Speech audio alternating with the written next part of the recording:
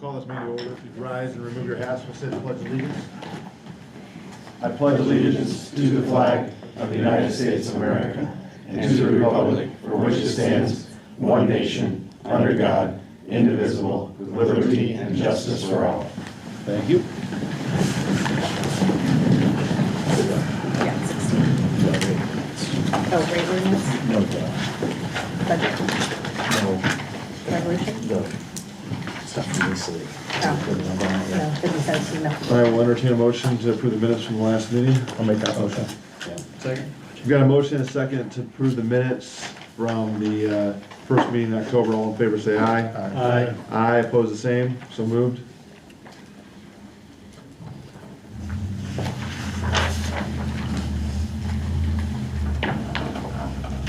Ms. Engelmann. Ms. Atkins. Do you want to make that motion? You make that announcement about the budget? Oh, yeah, we're gonna do the public comment for the budget during public comment. Right, immediately before The that on hearing. the agenda. What's Yeah. that? Immediately before public comment. Okay, immediately before public comment. Okay. So just have the claims for you guys to approve in the fund report. So if you can make a motion to approve that. Mike already has it over there, so. I'll make a motion to approve accounts payable. I'll second that. We have a motion and a second to approve accounts payable. All in favor say aye. Aye. Opposed the same. So moved. Not in that, but I'll write it tomorrow, is the pay application number 3 for CCMG 2025-1 in the amount of $83,172.64 that I need to have approved. I'll make a motion for payout number 3 for the CCMG in the amount of $83,172.64. I'll second that. We have a motion and a second to approve pay application Number 3. number 3. Appears to be an amount of $83,172.64. All in favor say aye. Aye. Aye, opposed the same. Who's that So for? moved. Huh? Who is that for? Reese Riley. Yep. Reith Riley Construction. Yep. And then the final thing for now is just the insurance for 2026. Still trying to button up some numbers and things like that. I've shared that with you guys. I think I just need some direction on which way to go. If we want to move forward with AIM exclusively, or go with AIM having NFP be our broker, or go with somebody else with NFP. So, I think we're just We use a broker, it's gonna cost more money for the town correct. and each If we- employee, correct? Correct. If we go with AIM with a broker, yes. So we stay with NFP, but we can do AIM without having a broker, and yes. Looking at the numbers, I think I'll make a motion that we proceed with AIM. And town, yeah, broker. Yep. I'll second that. Okay. Before we vote on this, I guess I have a comment. Moving forward, first of all, I want to recognize there was a few people that were involved in doing their research, and I know Mr. Main was one of them. Obviously, you, Ms. Atkins. Who else was he? Mr. Frame? Yeah. Thank you for going through. This is not easy stuff to understand. And I think one of the things I would say is that where we fall a little short is not having HR representation with the town. And for this, for this to be explained to each and every employee and how it goes. So appreciate you guys going through all this. I do agree. I think that the AIM seems to be a better option for us now. But we probably should start to think about how are we going to proceed in the future? Because this always can't, I think it kind of fell on the clerk's office in the past, and they don't have all the answers.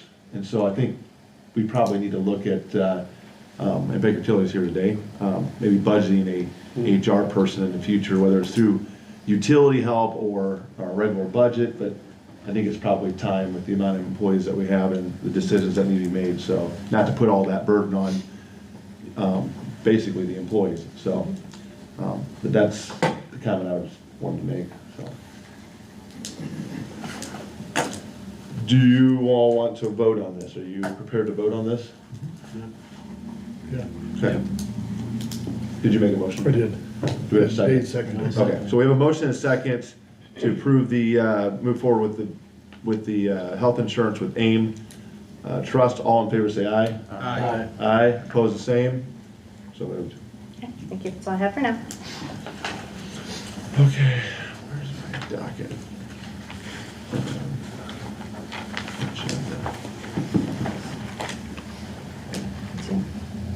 Yeah. Mr. Wagner. Yep, there we go. Resolution 2025-8, approving the amendment of the comprehensive plan to adopt the Bremen bicycle and pedestrian master plan. There have been several meetings on this. You recall about a month ago, we had a joint meeting of this body with the redevelopment commission and the park board. There was a presentation from the Troyer group who put that together. Essentially, both of those bodies approved it, recommended it for addition to the comprehensive plan. The reason why we're doing this really is because Keith, Christina Shearer worked really hard, and Brian, I know, was on it to obtain a grant. I think it's from the Indiana State Department of Health for some of the prep work. I want to say it's 20,000, 25,000, something in that neighborhood.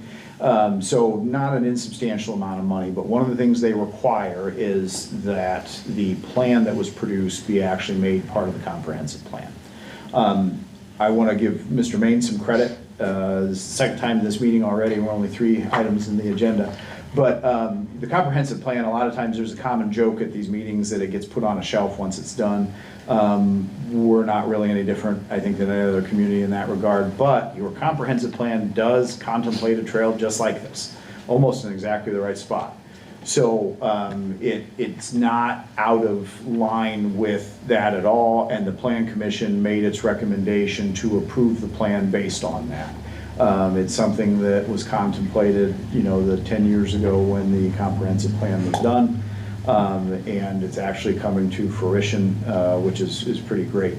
So, but this is a requirement in order to get that grant. So what we'd ask you to do now is just approve this resolution so that it actually gets tacked on to the end of the comprehensive plan as an exhibit. We're not actually amending the plan itself, we're just basically sticking this on the back of it, and away we go. Okay. So, I'll make a motion to approve resolution 2025-8 for the addition of the trail plan to the comprehensive town plan. Second.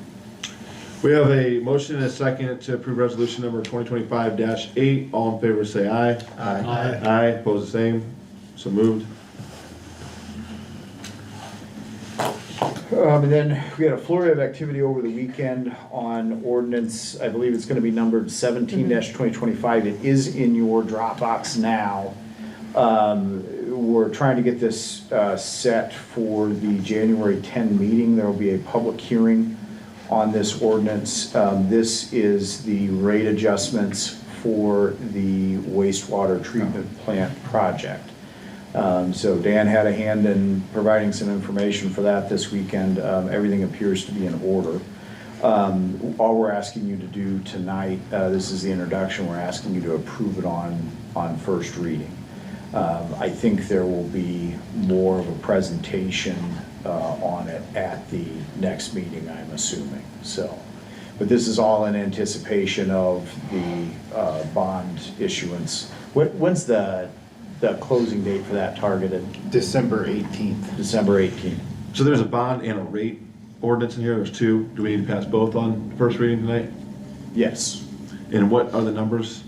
Because let's- mine does not have a number on it. Yeah, sorry, that was my fault. Yeah, previously. 17 will be the, let's say that's the bond ordinance. Okay. And then 18 will be the rate ordinance.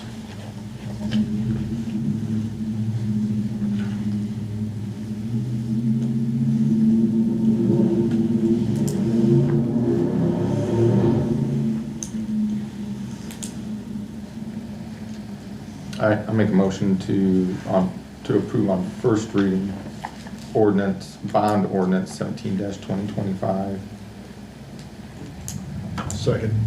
We have a motion and a second to approve ordinance number 17-2025 for the bond. All in favor say aye. Aye. Aye. Opposed the same. So moved. I'll make a motion to approve ordinance 2025-18 for the rate change. Second. We have a motion and a second to approve ordinance 2025-18. Is it 2025? I thought numbers were first on ordinances. I think it's 18. What is that? It's 18-2025, just to correct it, that's all. 18-2025. It's not on here, I can't read it. Oh, sorry, that's not my fault. I figured he went one way, I went the other, we got it covered. All in favor, say aye. Aye. Aye. Opposed, the same. So moved. I think that's all I have. Okay. Then we need to close this meeting and open up, or just open up? Well, you still have new business and old business on the agenda.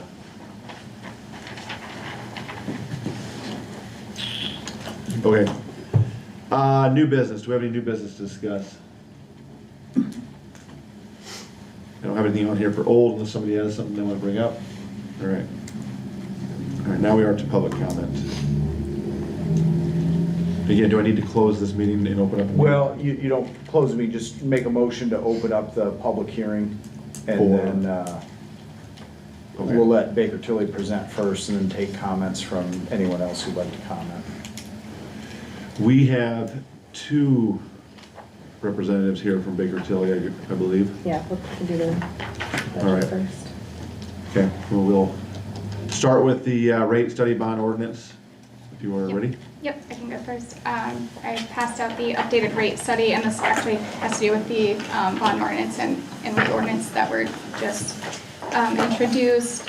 So on page 2 of the rate study, I was here about a month ago presenting the same thing, so not much has changed. I'll just hit the highlights of what has changed. So again, on page 2, cash balances, we're showing a positive variance of the 1.8 million. So a lot of that extra cash was due to the prior rate increase, and some of that we're going to apply to some things in the bond issue going forward, which will be illustrated on page 3. So if we switch to that one. I'll just note on what's changed here. So this has been based on the bids of 8.6 million.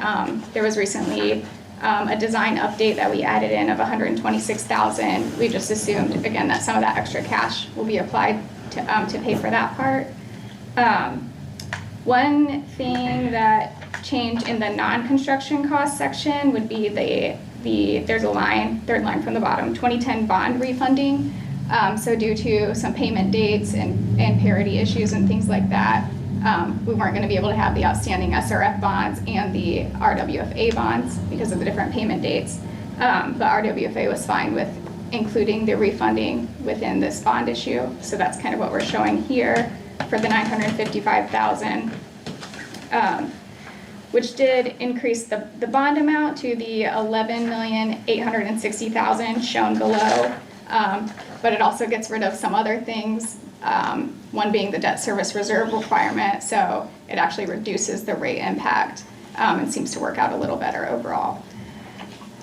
These bonds are anticipated to close on December 18th, 2025. The next page just details out the bonds. This is currently based on interest rate assumptions from RWFA. They're subject to change slightly over the next few weeks, but they did just provide this within the last week. So pretty current estimate. And then if I move to, I think page 6 will have the most detail. Looking at our overall rate increase that we put in the rate ordinance of 27%, which is right about where we were expecting last time. We proposed this in 2 phases beginning January 2026, about a $5.91 increase per month for the average user, and then phase 2, January 1st, 2027, again about $5.90 increase from there. And I think that's all I have on that, unless there's any questions. Where does it show, so in the second page, you said we've got, it's 1.8 million in, I'm assuming extra cash accumulated from the rate that we already raised. Right. Where do we show that as a credit, or where are we? So in two places. So if we go to page 3, the bottom section, the project funding. So we have like the bonded amount, and then there's 4 different lines that are broken out, different things that are paid for by cash on hand. Okay, So that's kind of showing the overall amount, and then we can see how it would affect cash balances on page 6. Again, there's a couple lines that are showing those 4 lines from cash on hand coming out in 2025 and decreasing the cash balance kind of right in the middle of the page.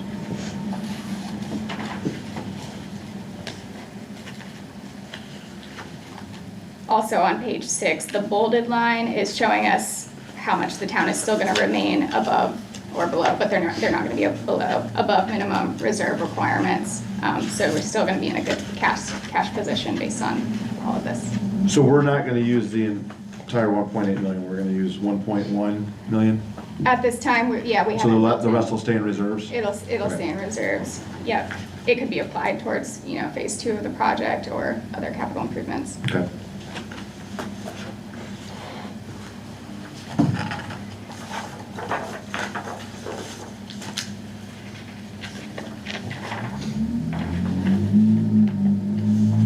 Do we need to vote on this for first reading, or, Well, we already approved it on first Yeah. reading, Okay. actually, so. so we're ready to go You're, second, are third? you planning on, oh, no, not till the 10th. We sent in advertisement for that, it's gotta be advertised as a public hearing. Is anybody from Baker Tilly coming to the 10th as well? If the town would like us, we usually attend the public hearing. Okay. For questions. So you'll have another shot if you have questions that come up in the meantime. All right. Does anybody else have any questions tonight? Okay. Thank you. You're welcome. Greg? Ready? All right, so I think I met some of you, Amber and I came to the budget workshop earlier this summer, but I'm Craig Markham, I'm manager here at Baker Tilly. With me is Gabe Hartzler, he's senior staff here at Baker Tilly, just here for observing and helping me kind of put this report together for the town.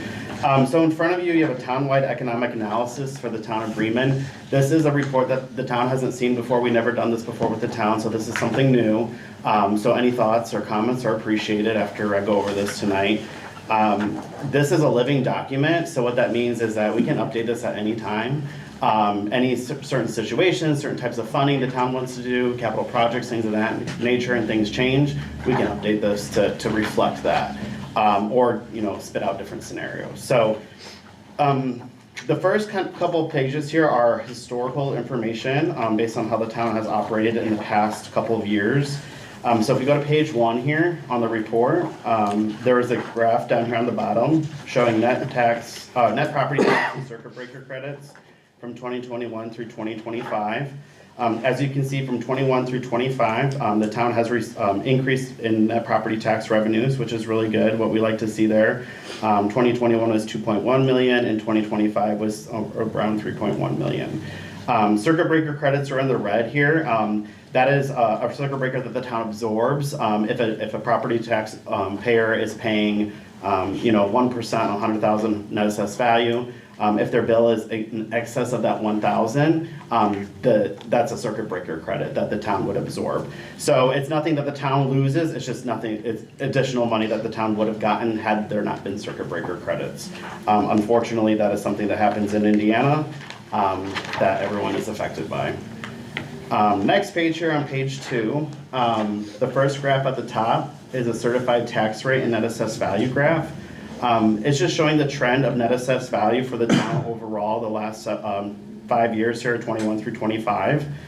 In the yellow is the net assessed value, and then that line graph you see there is the tax rate.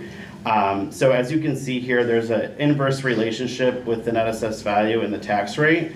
What that means is if net assessed value goes up, your tax rate gets lower, which is a good thing. So you can kind of see that trend going across that graph there. And then and then we do have 2026 net assessed value number, which is, I can show that. It went from 282 million to around 296. So it did increase about almost 5%. So that was good. The bottom graph here on page 2 is your local income tax and supplemental lit graph.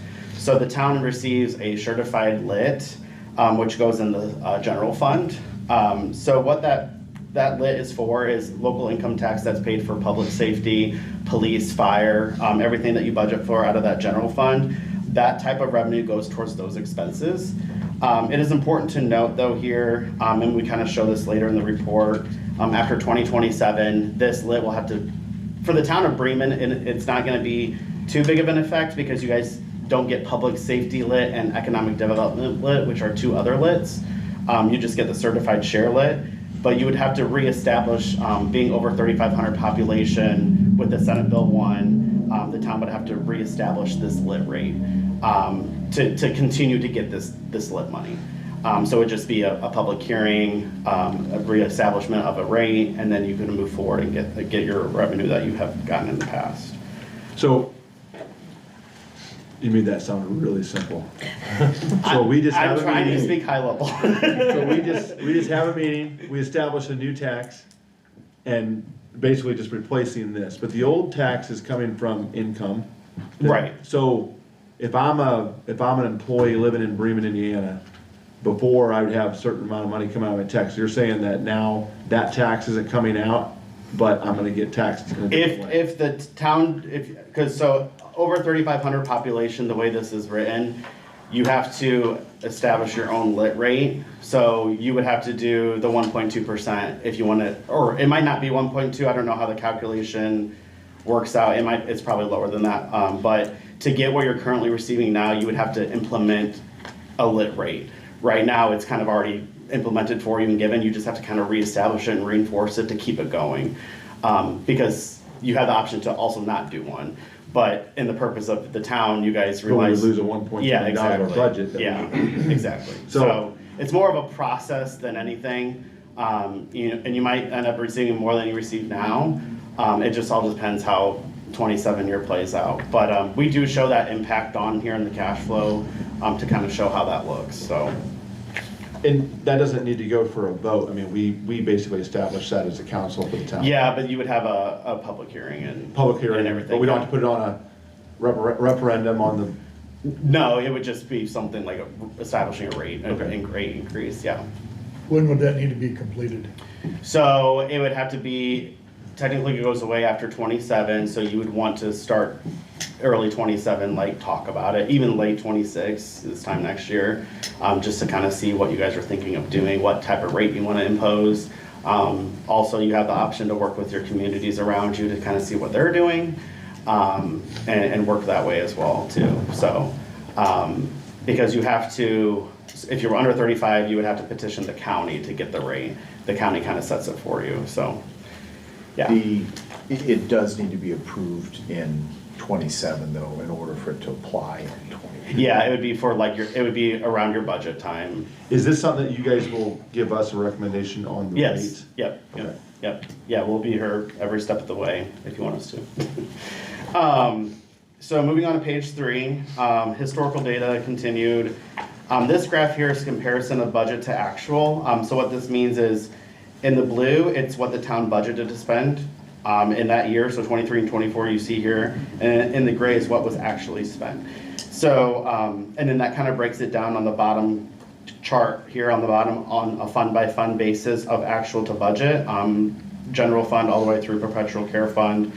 As you can see here overall, if we take all these funds together, around 81% in 23 of the budget was spent, and then around 81% in 23, and then 83% in 2024. So historically, you're spending around 80% of your budget overall. Some of these funds you're spending more in the 90s, which is great. Some of these funds you're spending 60%, 70%. And you might ask, why aren't we spending our budget? You know, things happen. You might have budgeted too high for something. A project might have got pushed back. You know, you might have not followed through with some type of expense, like insurance, for example. Like that could have, you might have budgeted high, but it ended up not being that high. All that factors in here of reasons why you wouldn't spend 100% of your budget. So there's a difference between what we budget and what we actually get in revenue. Correct. Or spend, yeah. So this is spending money, town money. So like when you go do your budget, like right now for 2026, you're budgeting what you would like to spend your revenue on. So that's what this is showing here. So you might not spend everything you budget for. So, hey, we're gonna spend 15% in health insurance next year, but you only spend 7%. That's kind of what this is showing. And you know, it's not gonna be 100%, but you might spend more than 100% and then you have to do the additional appropriation. So, you know, this stuff happens, so. Okay, so forgive me, because No, you're fine, yeah. I got lots of questions. So in '23, we had budgeted just a little over 7 million. We spent almost 5.7 million. What did we do with the difference? So you just, it's in cash reserves. So So you we just, got the 7 million? and it's you were sitting in able ca- to, so it's not revenue, it's spending. So like you have cash reserves, so in the general fund has, I don't know, let's say 1.5 million. You're budgeting to spend, you know, you have a budget of 3 million and you get all this revenue for the year. Well, you know, the cash flow will show in a couple pages, it'll explain more, it'll make more sense to you. But, no, but you're asking a great question. So, but basically, the budget that 7 million is the budget that you are budgeting to spend as a town. And if you only spent 5, then that means you're not spending all of your budget, so you're saving money. But there's also reasons why you probably didn't spend it, and it could be because of a big capital project. And maybe you'll get to this, but I guess the big question I have is, let's say our revenues are only 6.5 million, but we budgeted 7 million. So then- are you telling me that, or let's say we budgeted 7, revenues were 6.5, we spent 5.7, so is there does that cash that's extra that came in sit in reserves? Yes. So it could potentially grow, our reserves could potentially grow. Yeah, so that would go into the next year and the next year and the next year, unless you start spending more and more and more, which we'll show that in the cash flow here. It'll make more sense, I promise, No once more we show than that page. 6.5 million. But it's I guess the food for thought here is historically you don't spend 100% of your budget, so we assume that going forward to show realistically how you guys spend your budget.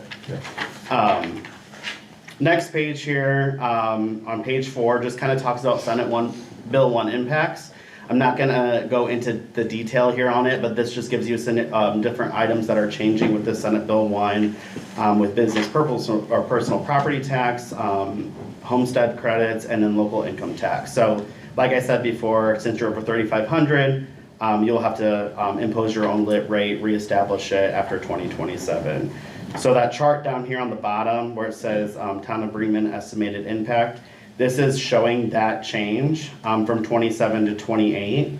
So 25 through 27, you typically would receive a lit certified shares, and now it's going to be renamed to municipal lit, but it's the same type of revenue. It's just a process that you have to go through due to this bill. So, and we show that 1.42 in the future cash flows here as well. Moving on to page 5, this shows our overview of assumptions. So how do we know what revenues we're going with the next 5 years? How are we determining what you're spending the next 5 years? This all answers that. So the first one is, number 1 is maximum levy growth factor. Every year you're allowed to get a 4% growth on your property tax levy. So your property tax can grow only 4% a year. You can't just say, we want to raise property tax rates and grow 10% because we need the money. The rule is 4%. So you can only grow at 4%. But we make sure that you get the 4% during your budget, because if you don't budget for the max levy, some units don't get that 4%, and then they're losing the property tax max revenue that they can get. Item 2 here shows how your property tax in total is allocated between your different funds. So the general fund, motor vehicle highway, emergency ambulance, cemetery, park, CCD, debt service, those are all the funds that the town has that receive property tax levy. So you can see in 2023, the bottom there for total was 3.14 million.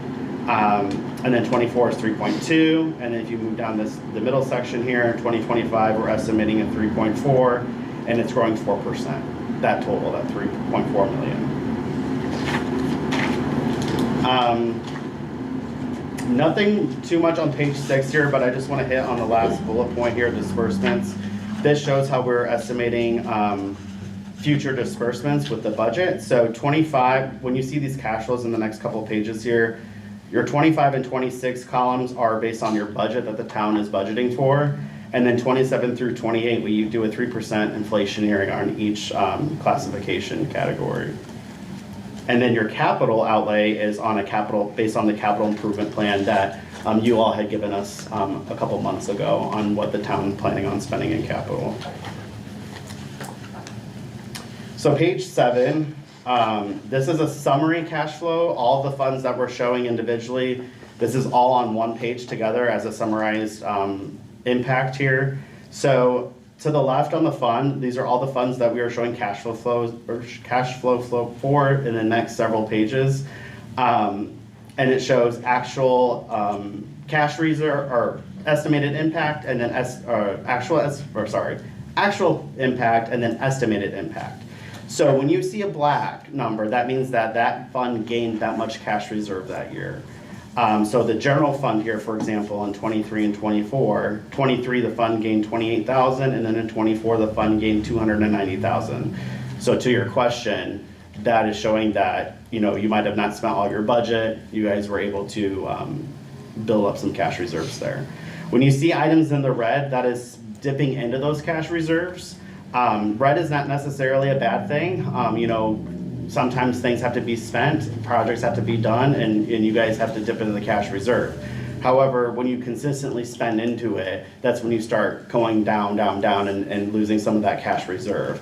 However, if you do have a high cash reserve already, it might hurt that fund individually. So these cash flows that we are showing here will kind of paint that better picture there.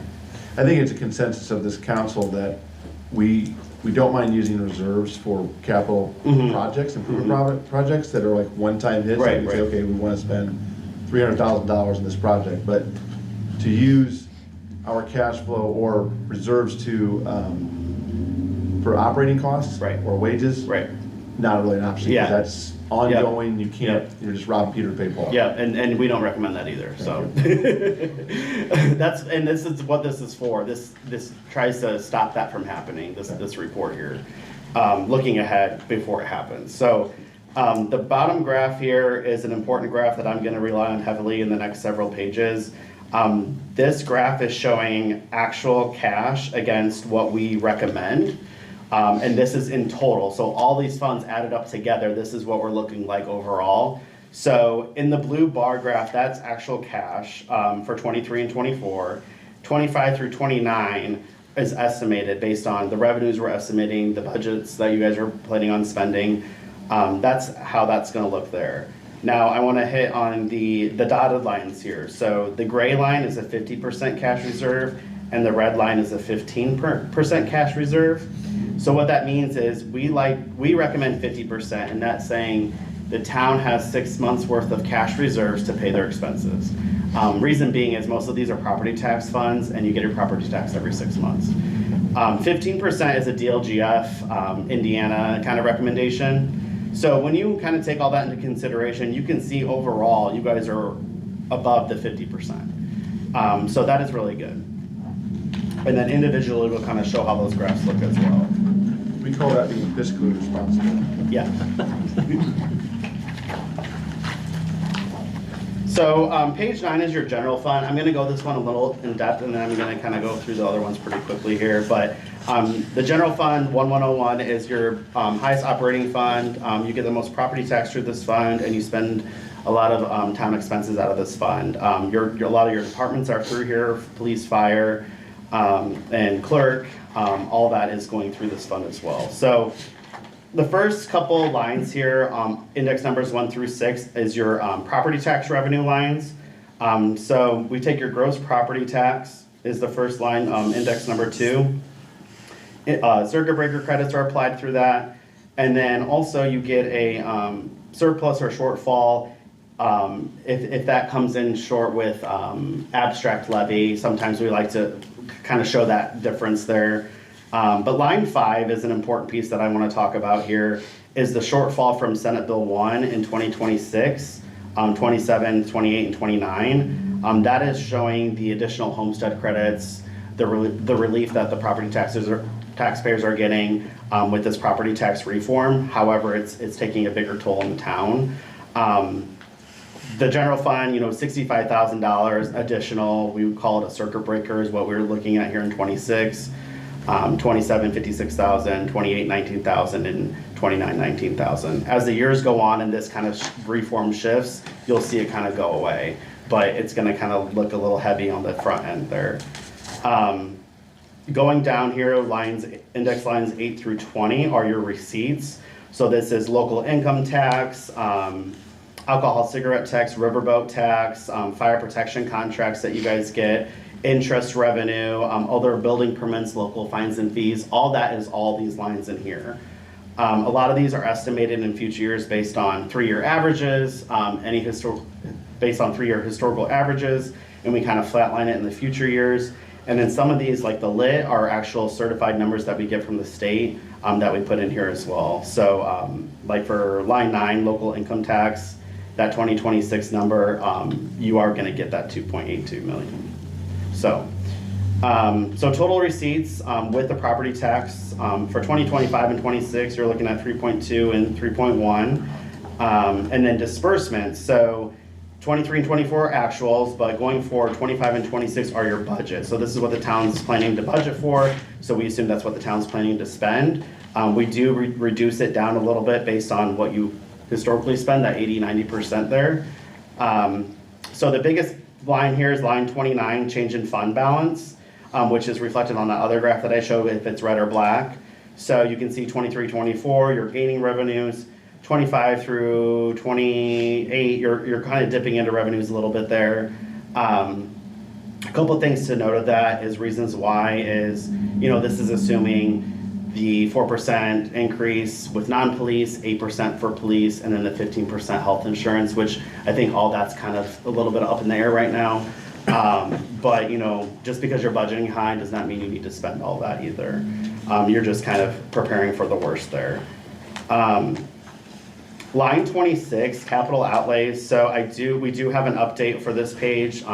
We didn't have time to put it in here, but that 475,000 is actually 351,000. So you're gaining another 100,000 on that, and into the future years. So not as much of an impact, but that we provided that to you, I think, last week. There was ones we talked about last week on our Wednesday meeting. So share along there. Yeah. So if you flip the page to page 10, this is the graph that kind of we like to show here. So at the end of the day, through all the way through 2029, you're kind of riding the wave between the 15% and the 50%. So it's not bad. It's not, you're not flying over past the 50% mark, but we like to see at least in between at a minimum. Again, this all can change. We can update this at any time. And typically for like the general fund, for example, if this is a fund that's of concern, after 2025 is done, we can update this for 25 actuals and kind of show if this looks better as well. But overall, I don't have any concerns on this. I would just be mindful as you spend your capital projects, and we can update this in real time too. And going forward too, this is also all assuming like the same thing we just said, 15, 8, 4, that kind of stuff. So we know insurance won't be 15%, things like that too. Mm-hmm. So We did talk about doing like maybe a quarterly review. Yes. Yeah. The first And I year, talked doing about like, that. okay. We can do that. Just to kind of see where we're tracking and trending and make sure we don't need to pivot. Yeah, and we can take, the first couple months and annualize it or kind of see how expenses are going too, so. But typically we didn't do that this year, but typically what we do is we give you guys a report in the spring based on 25, and then you'll have that for your budget. and then you can use that to do your budget, and then we'll update it again with your budget. So you'll have two scenarios that we could show you to help plan better for the budget. Page 11 is Motor Vehicle Highway Fund 2201. This fund gets property tax. It relies on a street department here, so personal services, supply services and charges, capital, all that street related paying out of here. We do show a transfer out to community crossings match out of this fund because it's relating to paving, line 19 there. All this is based on your budget. There's nothing of concern here. You can see after 2025 that line 22 change in fund balance, that fund is climbing every year. So this is a good fund to spend on the streets and projects of that nature as well. Pretty healthy balance there. Page 12, the graph shows just that. It shows that ending cash line surpassing that 50% mark after 2025. Page 13 is Local Road and Street Fund 2201. This fund gets a local road and street distribution every month, around $44,000 a year. We assume with balanced budgeting, we want to show money in is money out. So after, you can see here in 23 through 25, you're kind of dipping in that fund reserve a little bit on line 7.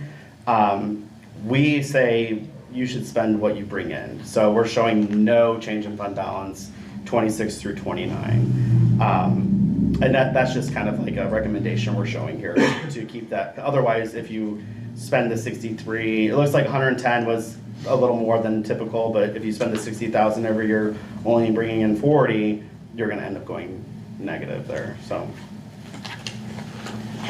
Page 14 shows that graph as well, where you kind of dip down, but then we flatlined it going forward as a balanced budget. Page 15 is Motor Vehicle Highway Fund 2203. So Motor Vehicle Highway is 2201 and 2203. 2203 is restricted only to paving. So we do your CCMG match out of this fund. You do have a motor vehicle highway distribution every month that comes in here, and a few permits, around almost 100,000. So we just say, you know what, spend all that on restricted paving, 100,000 a year. That's all you can really do for this fund. So we show just that. Page 16 is Parks and Rec Fund 2204. This fund gets property tax and then also a little bit of park receipts, rental receipts, some charges for services here, around 300,000, 350,000 a year. And then we show it climbing with the property tax growth in the future years. This fund also, line 20, you can see that you're growing cash reserves every year. Pretty healthy there too as well. So an option here though too is when you see a fund growing really well and gaining that cash reserve, you do have the option to shift property tax levy. So if another fund's not doing well that also gets property tax, you could say, hey, you know, since Park and Rec is doing well and has a healthy balance, we can shift some of that levy that they get to motor vehicle highway to general fund, maybe 50,000 more a year in general fund instead of park to help that other fund.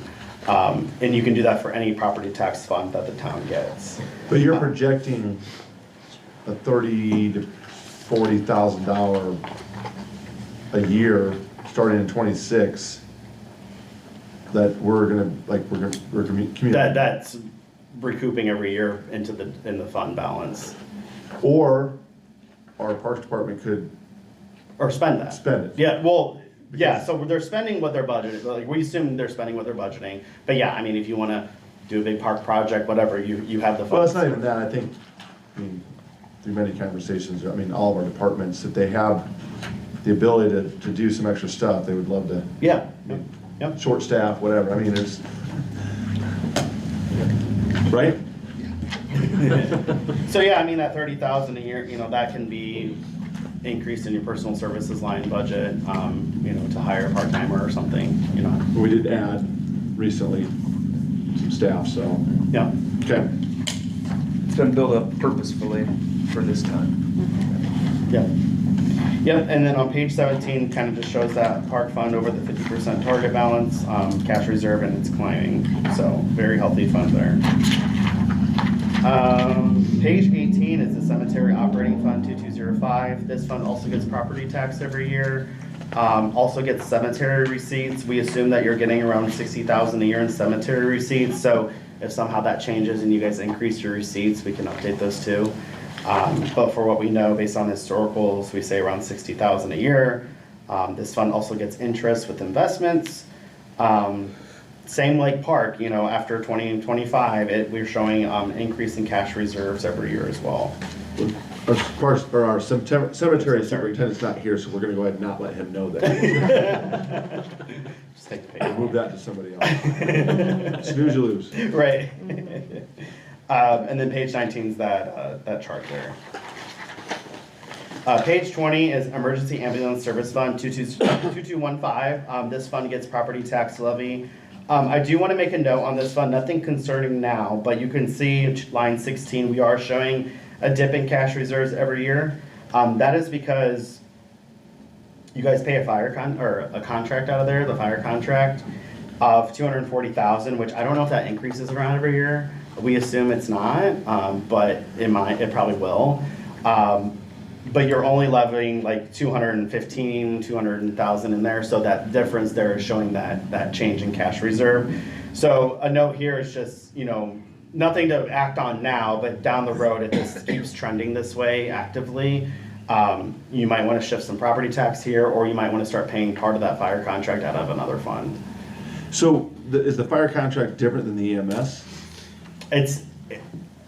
I don't know if it's fire or EMS. I think it's EMS. Yeah, it's EMS. I mean, because this has been a point of contention for several years where the cost of having an ambulance service in town is just continues to rise. I mean, it got to a point where it's well over double what we've got coming in. So we've had to use rainy day fund, we've had to use the township has kicked in. So, I mean, I think it's something that every community struggles with, and if there's a way we can fund this properly so that we don't. So one thing I'll say, which would be a whole another conversation, but you could do a fire territory or a fire district, which you guys probably. We've been down that path. I don't. But that would be the only. Chief's not here. That would be the only real solution if it becomes a big problem. And then you implement your own rate. But I think when we do, I mean, maybe I'll get fired over these comments, but that's okay. With SB1 and that going away and then us setting our own rate, couldn't we calculate that rate to include some of these things that we've been on a shortfall on, or not? Yes and no, it depends on how the rate plays out. Because you might, we would have to do the calculation, Yeah. we don't know it, but like, let's say the 1.2% max gets you to what you're getting now, then that wouldn't. Okay, so the 1.2 is the max we can do. Okay, so. But let's say you only need to implement a 0.05 rate to get what you're getting now, then you can increase it a little more to help you. Okay. For this situation, yes, yeah, Okay. exactly. Right. So like I said, nothing to note now, but like I think we need to kind of revisit this. Definitely put a star by this Yeah. one, because this Yeah. is one that's been, Yeah. in the past, been something that's been tough to fund. Yeah. There is some things that are being discussed, I think, on a county level. Okay. Because we are not the only community. Correct. that's Yeah, struggling yeah. with this. I mean, we went from having 2 ambulance, full-time ambulances to having a 1.5, and then that creates an issue. We might have to borrow an ambulance from a town, neighboring town. It's just not a good situation to be in, but it's unfortunately what we're dealt with. Yeah, I mean, fortunately, you guys are able to give a little more time here, but some units, it's real hard. Yeah. So, but that's what this is for, is to kind of look ahead and say, we need to make an action plan here in that year or that year, so. Page 21 shows that cash flow where we kind of just show it kind of going down all the way to the 15% mark potentially in 2029. If operations stay as is with that. Page 22 is law enforcement continuing education. So you guys get some gun permits here. Nothing significant here in receipts, about $7,300 a year. And then we just have, I think we just pay just some other little bit of services and charges here. This one is showing climbing here a little bit as well over the next couple of years. Not a ton, but you're getting cash reserves every year. Page 23 is your riverboat tax, so you guys get some casino money. about 26.9 a year. In 24, 25, and 26, you guys don't really budget for anything out of there. But then we start budgeting it in 2027. And it's just assuming that we'll match revenues with receipts. So just giving you the option to spend the money. You guys do have a healthy balance in that fund though as well. Next one is page 24. Question. Oh, yeah. Sorry. So, I mean, there's obviously quite a bit of cash reserves in this fund, and it doesn't bring in, I mean, compared to what it brings in annually, I mean, there's 20 times. Yep.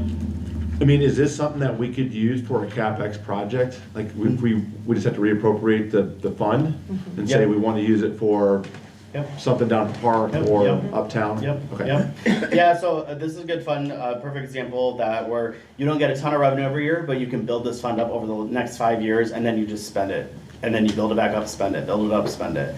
This is a good fund for that. You guys, it looks like you've been building it up. You know, you do have a chunk of money in here, so this is a good fund for, and Riverboat can be spent on anything, so any capital project. Well, I mean, it looks like we've been, for 15 plus years, we've been dumping money into it. Right, so. Historically, I know Ms. Engelmeyer brought this fund up as kind of like a backup to the rainy day. Yeah, fund. yeah, a lot of times it is, it's like another rainy day fund, Yeah. for sure. Because it's not restricted on any spending, so. Speaking of, on page 24 is the rainy day fund. And it looks like you guys have, you don't do a ton in here. So this fund can only get revenue if you make a transfer with any other fund within the town. So that this fund doesn't get any revenue outside of the town, internally transferring money from another fund. You do have the option every year to transfer money in here if you want to save build this fund up. But it looks like this fund has a pretty healthy balance to spend on anything as needed. 2025, that reduction in appropriation on line 8, the 130,000, that's just a conversation Megan and I had, that they didn't anticipate spending that part of that budget this year, so we just reduced it down to look a little more realistic here. This is what we paid the parking lot for. So I don't know if that's why it was such a high appropriation amount, because we weren't sure how much the parking lot was gonna be, but that's what I paid the parking lot out of, was this fund, so. So really, I mean, the transfer is really coming from the general fund. So yeah, you have an option to do like 15% of your total budget for the general fund, you can transfer that if you don't spend that budget. So like a lot of times if you do have a really healthy cash reserve in the general fund, every year you can do a 15% transfer to rainy day to build that fund up, so. But, And same, it can be used for anything. anything. We've set it up that, you guys set it up that way, so. Page 25, 2241, local road and bridge matching grant fund. This fund is just an in and out fund. It's your 80-20 match you do for paving. So you receive a grant receipts, you do your transfers in from MVH restricted and unrestricted, and then you would just pay it all out of paving. So it's an in and out fund. It should have, unless there's timing issues with the project, which usually there are. But this fund would have a zero fund balance every year, just because it's just kind of a wash. Page 26 is your debt service fund. So you guys have a stormwater debt, I think from 2019. So you have a property tax levy that pays that. So taxpayers, part of their tax rate is to pay off this debt for the town, to do certain types of projects per se if needed. So this fund, nothing exciting other than, you guys do have a debt service fund, and this fund just operates as it is. Page 27 is Keene Capital Improvement Fund. This fund gets cigarette tax every year. Not a ton, around $7,900 a year, and then we, I think you guys spend it on tornado sirens and air packs of that nature. Line 6 for 24 and 25, that 30,000-ish. I think there's like some street construction project going on that you guys put some of that towards that fund as well. But this fund is an in and out type of fund. You get $7,900. We assume you're spending $7,900 to have a balanced budget. And then page 29 is your Human Capital Development Fund. This is a nice fund to spend projects on, which you guys do, around $200,000, $300,000 a year. This fund gets property tax based on a 5% of net assessed value per $100. So it's a rate-driven fund. You're at the max 5 cents, so there's nothing to do here for that. So you'll just get, if the net assessed value is climbing, you're gonna get more revenue in this fund, which you have been historically. So this fund is pretty healthy and it's growing cash reserves, 26 through 29. And I would say too, this is what we spent to help water out with the Grant Street project. That's where we spent this money, and we also did do a reduction on this one as well, I think before we put it in. Yeah. So we just said 150 for next year, but we can do it less if we need be, so. Yep. Page 31, I think we're almost to last here. 4403, non-revenue capital improvement fund. I think this fund is just based off donations that they get for the park, and you can spend as seemed fit. We assume you're getting $20,000 a year in donations because historically you've been getting that, and then a little bit of miscellaneous revenue as well. But supplies, things of that nature, you guys can spend this fund on anything related to the park. And then I think just a couple more pages, real quick here. Cemetery perpetual care. I know you said he's not here, but that fund is just a little bit of cemetery receipts that they get $6,500 a year. It's looking pretty healthy there. And then the last one is your TIF fund. If you kind of go to the next tab, page 34. This is the redevelopment fund that you guys have. The TIF receipts on line 2 are estimated based off the TIF report that we did earlier this year in August. And you guys do spend a lot out of it through projects, which is great. And even with the projects that you're doing, 24 through 26, you're doing over $1 million projects every year. You still are gaining that in 27 through 2029. That balance is looking healthy there. And this is a fund to see dips in cash reserves to spend. The TIF is a fund to spend projects on. So that's what we like to see there. The last two pages here, this on appendix A1, that is your capital plan that we are showing. So any line that you see the capital outlay on the cash flows, that's where this is coming from. So if there's any changes to this, anything we need to add on this, we can do so. We will, if we do this again next year for you guys, we will want an update on this, and we can come have these conversations with you in person about certain types of capital projects that are happening. But currently this is what we have on file. And then the last page I wanted to talk about was appendix A2. This is your max debt limit for a general obligation bond. So this is just a calculation based on net assessed value to show what the town is able to issue in a general obligation bond if they needed to or would like to. So based on the net assessed value, we do a calculation here. And you're around 1.9 million that you could issue a general obligation bond if you needed to do a project or if there was a need for it. You guys have that option. So just a little food for thought there. And then the next two pages are just your debt amortization schedules.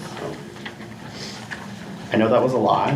And I went through that pretty quickly because I could go through this all night. But if you guys have any questions now, if not, you can relay them to Megan and I'm happy to answer them.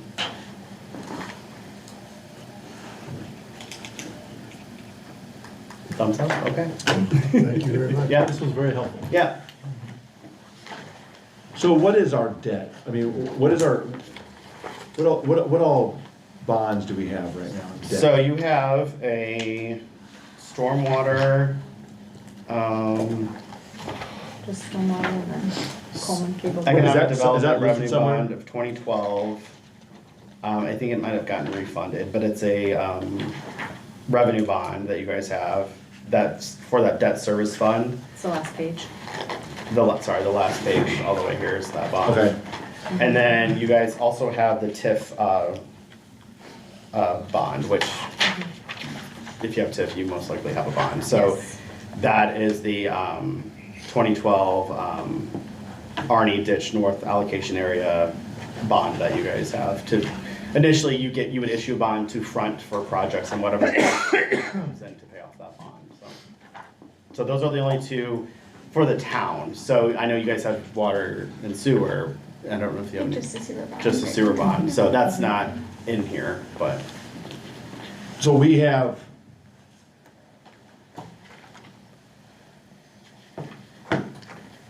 So right now, we're showing a balance of $921,000 for the Army ditch and roughly $2 million for the economic development revenue bond. Yeah, what's Roughly outstanding? about 2 million, a little over 2 million in debt there, and then what we have for utilities. Utility, yeah. And we just have the waste or I the believe just the water. wastewater is about $1 million. And water. And Does the water. water have one? Okay.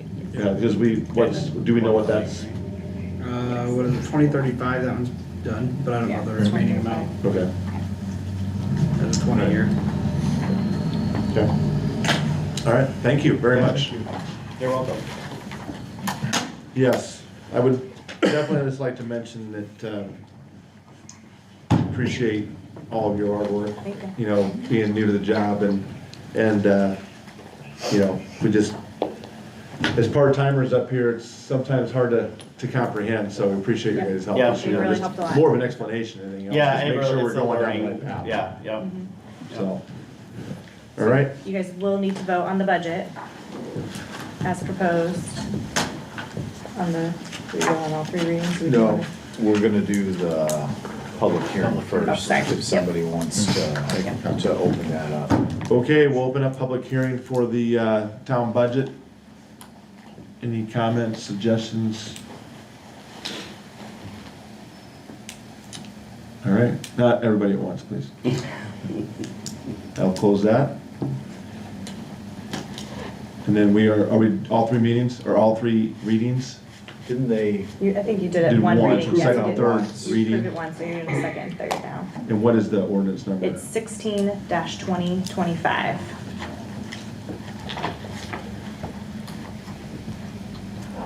Is this a wage ordinance or is this budget? Budget. 2026 budget. Yep, 2026 budget. Does this include the wage ordinance, or do we already do We're not it? doing wage ordinance right now, that'll be later. Okay, Yep, thank you. this is just the budget.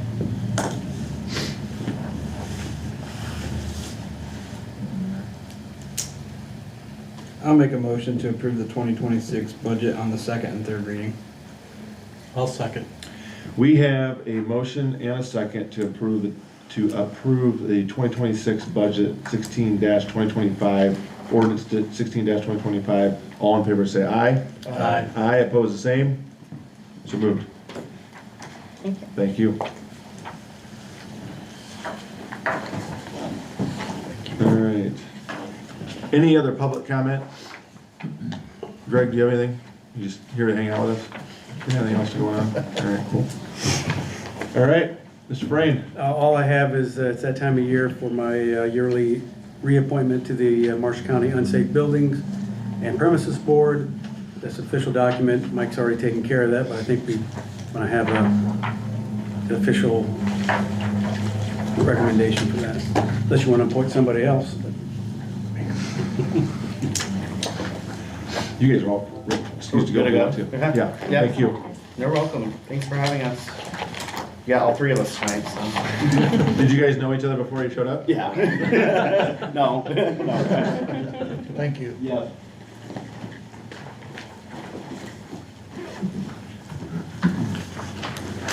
I'm gonna pass that resolution down before the meeting ends, and I forget to make you sign it, so. Yeah, just sign each one. There's 3 of them. So we need a motion for the reappointments of Keith to the Marshall County Unsafe Building Board. I'll make that motion. Second. We have a motion and a second to appoint Keith to the Marshall County Unsafe Building Board. All in favor say aye. Aye. Aye, opposed the same. So moved. That's all I have. Oh, Yeah, Mark. sorry, I didn't realize you wanted us to not put you on there. Mr. Maine. 2 things real quick. One, if you've been by the dog park recently, you may notice we got the pavilions relocated out there. Long time coming, thanks to Matt and Aaron, Mr. Wellborn, they got the brackets that we needed and got those put in place with help from the electric department last week. Remember, those came from the swimming pool and probably about $40,000 cost savings to reuse them, repurpose them, rather than scrap them out as scrap metal for whatever a couple thousand pounds of scrap metal would have been. So thanks to everybody involved on that. Second thing, Another thank you, if you have been living under a rock, haven't noticed, our girls' high school soccer team is qualified for state coming up this weekend. They're gonna be playing on turf for their semi-state game. Made a quick phone call over to Napanee, their parks department. Were kind enough to let our high school girls practice on their turf field in their park. Really no questions asked. Pretty much opened everything up for our girls as if we were Napanee girls. So good relationship with them over there. Appreciate their superintendent. They weren't even off the field Saturday, and I texted them again and said, can we get another week on your field? And again, no questions asked. So appreciate the folks over at Napanee helping take care of our girls like they would their own. That's all I've got. Henry? The only thing I have, Tony Buck started today, and he's looking forward to work for the town of Bremen. So first day today, and doing good. He's enjoying it. Cool. That's all I have. Thank you. Matt? I have nothing. Thank you. Ben? I got a couple things, well, just one thing, but my newest hire, Mike Palmer, finally got to the pole climbing lab for our 4-year apprenticeship, so he's officially started. I'd like to move him from groundman to lineman 3rd class, which is, he was at 2605, he'd be at 2795. And if you give me approval for that, I'd like to back that to last Monday, which was the start of this pay period. He completed that on October 9th, so he's been done for a few weeks now. Is that the final thing he needs to move up to this wage? Yeah, that's officially kicks off his apprenticeship, and he'd no longer be a groundman, he would be Okay. starting with the lineman program. I'll make that motion to move Mike Coleman up to lineman 3rd class as of 10/20/25. I'll second it. We have a motion and a second to approve Mike Palmer to a new rate effective last week. All in favor say aye. Aye. Aye. Opposed the same. So moved. And yeah, my report. Thank you. Thank Awesome. Chief? The police commission accepted my letter of retirement, be effective February 16th of 2026. Congratulations. Yeah. Thank you. So we'll get to work next meeting and find some replacements. All right. Thank you for everything you've done so far and through February and Couple more months. a couple more months. How many years will you have completed? Just over 36. 36. 36. Just over 36. A couple years part-time before that. Good job. All right. That's great. I make a motion to accept department head reports. I'll second that.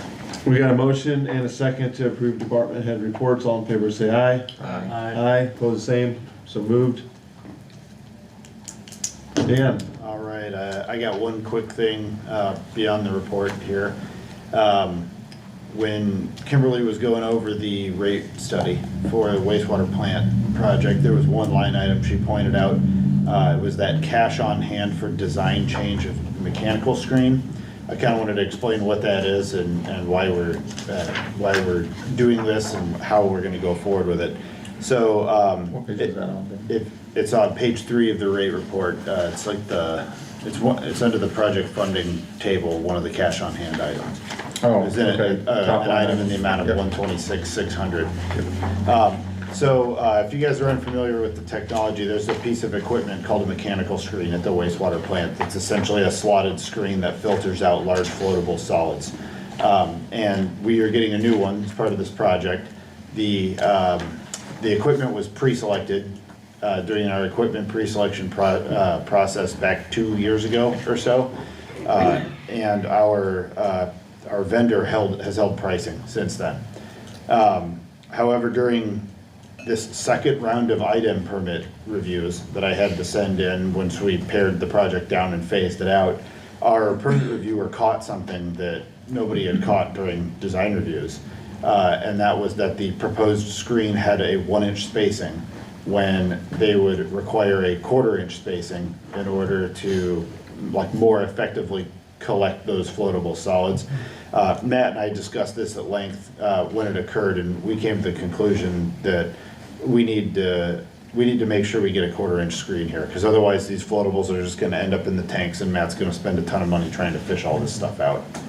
So I reached back out to the vendor who gave me an updated price. They indicated they would need to update their price because they've held for 2 years. They've seen price increases, pretty significant ones since then.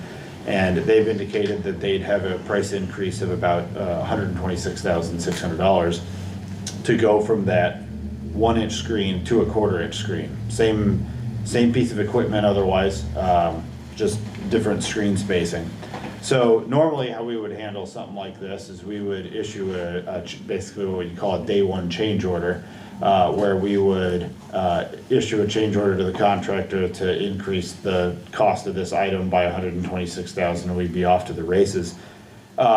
The issue with that is that this project only has about $400,000 in contingency, and this cost increase would eat up over 25% of that on day one.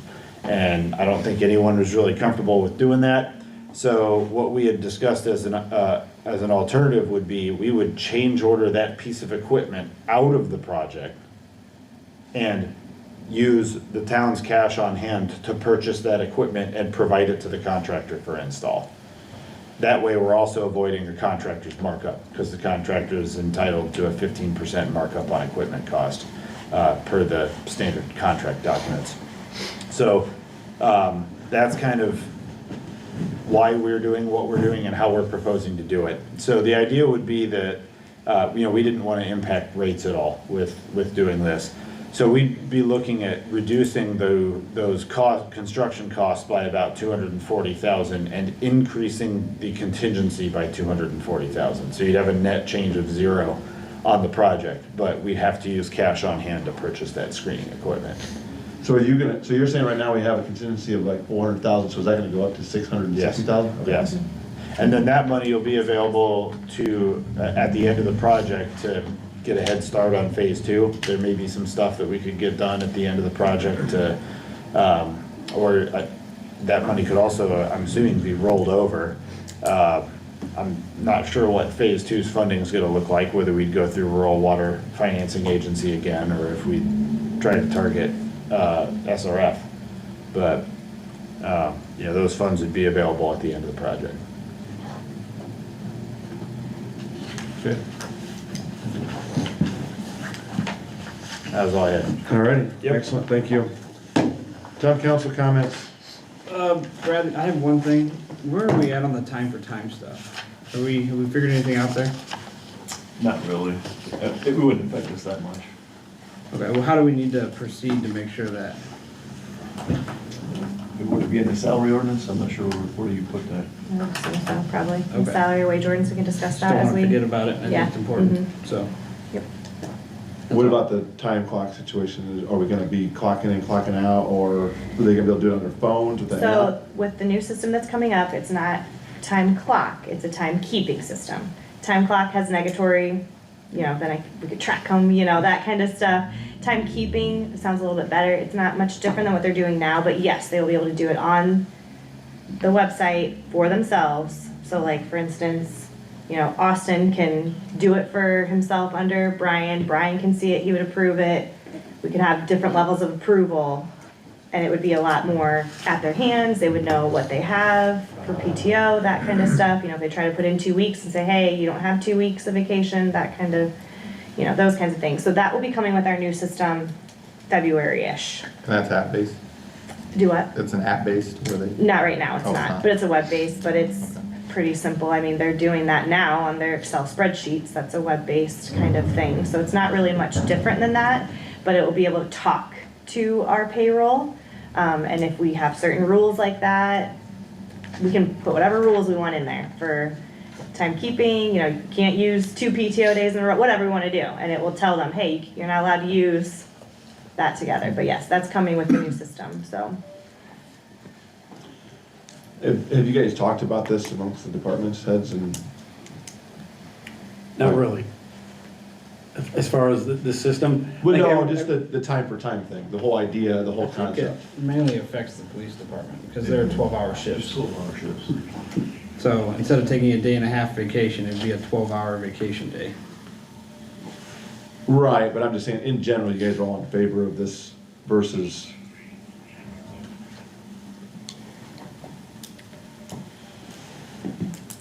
It would just affect pretty It much. just affects pretty much the police department. Yeah. Because everybody else's shifts are 8 hours, and that's what they get for a vacation day. So police are the only ones that, if they take a vacation day, they have to use 12 hours, because their shift is 12 hours. oh, wait, I'm sorry, I might be misunderstanding. I was thinking of comp time. Yeah. No, no, Yeah, I'm Okay, talking, that- that's what I thought this was about. I'm just talking about vacation time or Never mind. bereavement time or whatever it may be, it's time for time. Okay, I thought we were talking about comp time. Are we still talking about comp time? Is that still on the table? We haven't really discussed it, but I mean, I would Because say you guys yes. discussed that part of it. A little bit. It's a little murky. I mean, we really don't understand who's, I don't understand it either, so I mean, okay. we'd love clarification on it. All right. We'll certainly do that before we do any changes like that. I'm just curious what you guys Could we are have at with it. another workstation? What's that? Could we have another workstation? Yeah, who's gonna explain it? You're gonna explain it, Alex? sure. Because you guys are doing this at Walker, Yeah, isn't it? we use it all the time. Okay. You got some background in that too, don't you? All right, yeah, we can do something. I mean, I would just, Dave's got background in it too. he does have background. I saw his big email concerns also. Just some concerns. Yeah, But again, good I balance. just don't want that to fall off. Yeah. Kind of reward the cops a little bit at the end, so that's all. Okay, all right. Brian, I got nothing tonight. Nothing. I don't have anything either. Don't leave. Motion for adjournment? Motion for adjournment? All in favor? Aye. Aye. Who is the second then? Somebody want to be the second? Alex wants All right, well, the gavel was. get this stopped here real quick. Everybody jumps on the second to adjourn.